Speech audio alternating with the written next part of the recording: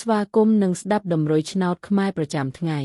ដើម្បីជាកម្លាំងចិត្តសូមពុកម៉ែបងប្អូនចុច like និងសញ្ញាជាវម្នាក់មួយផងដើម្បីទទួលបានដំរុយថ្មីប្រចាំថ្ងៃដំរុយឆ្នោតខ្មែរនៅថ្ងៃនេះគឺថ្ងៃទី1 ខែធ្នូឆ្នាំ2025ដើម្បីកុំឲ្យខាតពេលយូរសូមស្ដាប់ដំរុយឆ្នោតពី admin មានលេខ55143719សម្រាប់ប៉ុស្តិ៍ APCD សម្រាប់លេខ OZ មាន2គ្រាប់គឺ OZ ខ្ទង់50និង20សម្រាប់3លេខគឺ admin មាន2គ្រាប់ផងដែរគឺមានលេខ119x881គុណបើសិនជាពុកម៉ែបងប្អូនស្រឡាញ់និងពេញចិត្តលេខទាំងនេះពុកម៉ែបងប្អូនអាចយកលេខទាំងនេះទៅផ្សងសំណាងបានជាចុងក្រោយសូមជូនពរពុកម៉ែបងប្អូនដែលយកលេខខាង admin ទៅផ្សងសំណាងហេងយើងទាំងអស់គ្នាជូនពរពុកម៉ែបងប្អូនជួបតែសំណាងនិងសុខភាពល្អសូមជម្រាបលាជួបគ្នានៅថ្ងៃស្អែកបន្តទៀត